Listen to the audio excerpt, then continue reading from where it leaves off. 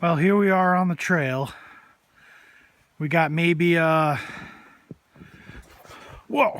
almost slipped.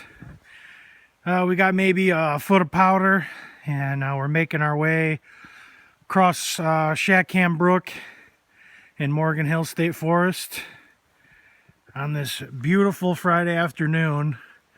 We got red bear kicking out our sight.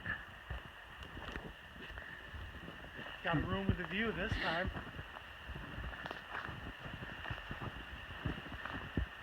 And a creek down below. Got a couple of trees. Set our... Yeah, we got an idea for our shelters, but it's going to be easier to just show you when we get them built than try to explain what we're going to do. Absolutely. But there is a method to our madness in picking this spot. Yeah. Well, I bet.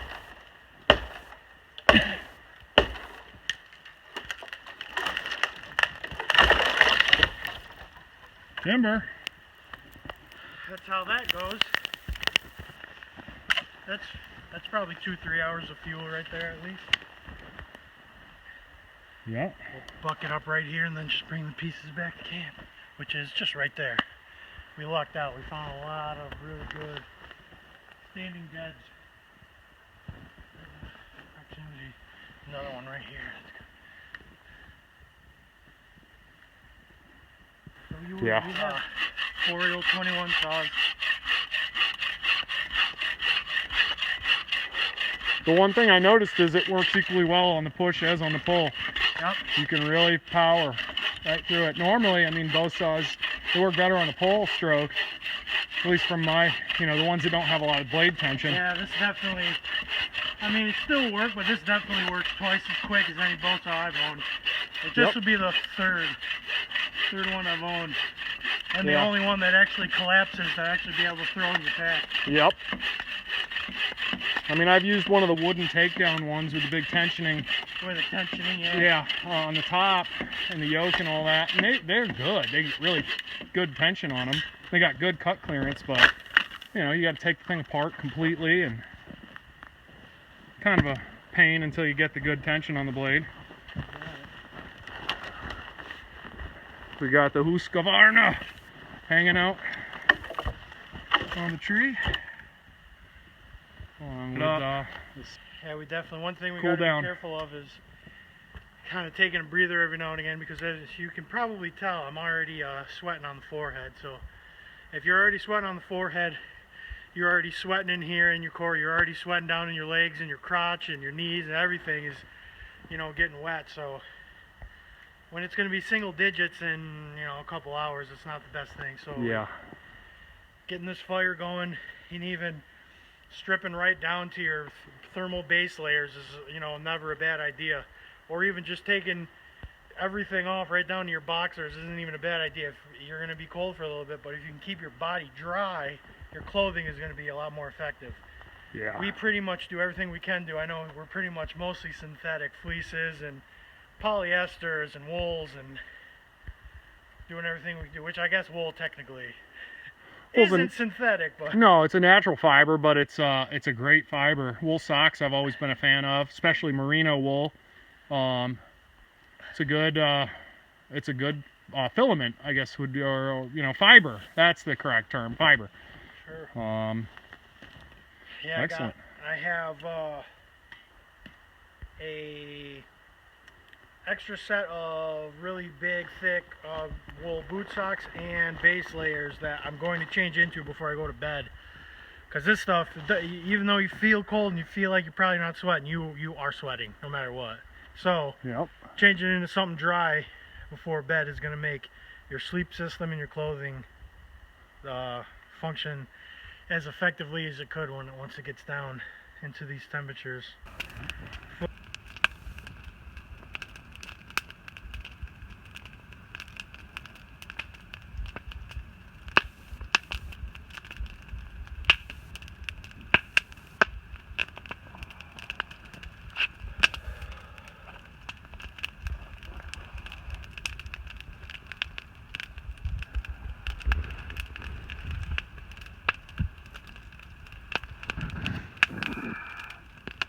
Minutes before 7 o'clock, and as you can see, we were busy. Yeah. We got a trout shelter over there with the tan pairwing. My shelter here with the AquaQuest Twin fires. tarp. And the positioning is a little awkward for me. I'm kind of built in. I'm kind of cut into a little bit of a hillside, but and it just made one central location for a fire not really that feasible. So we have obviously opted to go this route. Now we both really can maximize our warmth. Speaking of which, I gotta feed mine. But yeah, as you can see, we both got wood. We're gonna just keep feeding throughout the night. Yeah, it was definitely busy, very busy. It's just about, it might actually be a couple of degrees below 20 Fahrenheit right now. And it's gonna get a couple of degrees colder, but not real gnarly tonight. It's actually going into a warming trend tomorrow. So hopefully tomorrow we can do a little bit more filming and give you a much better overlay of the premises here. But yeah, we're about to get into some dinner. Feels good to have the brunt of the work over with. But yeah, it was definitely a busy afternoon. But good stuff. Yeah, maybe once we get some dinner going, we'll check back in with y'all. All right, here we are the morning after. Give you a quick overview in the daylight of what we got going here. This is my shelter again. We kind of had a little bit of a faux pas last night. You see my yellow Thermarest Neo Air actually sprung a leak last night from a couple embers from the fire, and so that's not too cool, but it is patchable, so I'll be doing that this week. And nothing but a wool blanket and my pack pillow, and surprisingly well otherwise. Keeping this fire going all night was absolutely crucial. I got up, I don't know, every 20 minutes and just kept stoking it, and so there wasn't much sleep to be had last night. And I did check the temperature at about 2-3 in the morning, and it got down to about 17 at that point. So I think it could be said that you kind of have a good fire going and you're in a survival situation. Just a simple wool blanket will get you by. A wool blanket has said to get you by if you just have a wool blanket. They do incredibly well if they're wet. They'll still trap in your body heat. So yeah, pretty good experience overall.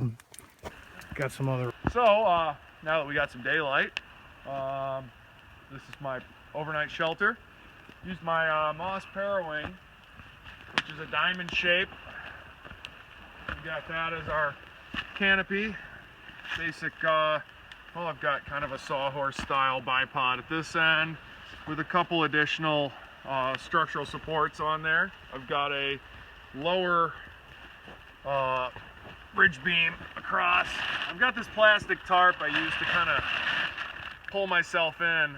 I was concerned being that I was downwind of the fire, and I was rightfully concerned because this thing has ember holes all through it. It's a cheap tarp. I mean, I'll still use it for covering wood or whatever, but inside we got Thermarest. I did use a sleeping bag system. Actually, I got my liner with me and all that. But overall, it kept me good. Also got a little canvas tarp that I used at this end. I was going to go for wooden walls on the toe and on the head, but a little pinch for time last night. Yeah, we got a little carried away with other stuff, so. But it worked great. I'm really impressed. Being downwind of the fire definitely wasn't the greatest thing, as you can see, with all the soot and stuff all over the top. It did give me one little burn hole in the pairwing. But I suppose one burn hole in about 15 years of having the pairwing, I'm doing okay.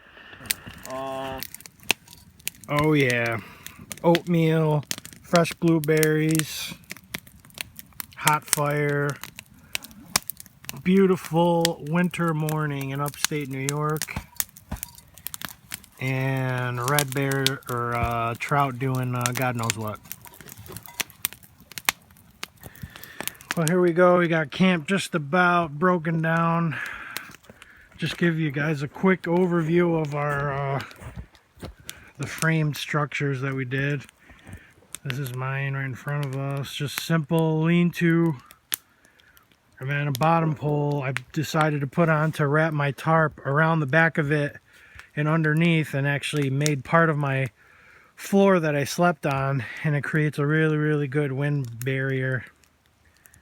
And like I said, seemingly it would have worked out perfect, but I'm kind of dug into this hillside and it was not a pleasant experience. And over here we got Trout's super A-frame structure.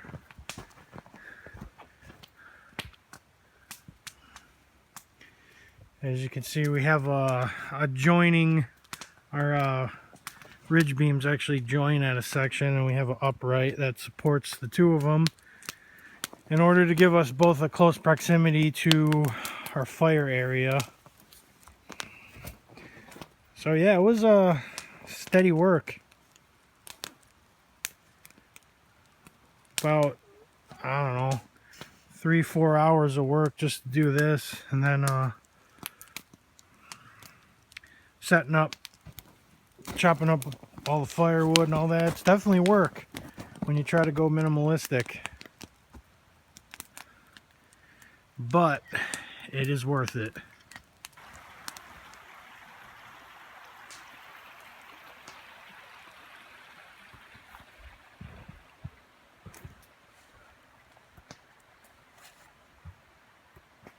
And that fire finds me every time. Well, here we are on the trail out, or the bushwhack out, I should say. Wonderful morning to be out, though.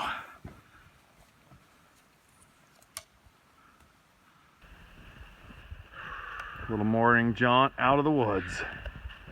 Not too bad. Of a morning to be on the trail, there's no wind. And I think we're probably pushing high 20s now. Beautiful blanket of snow covering Morgan Hill today.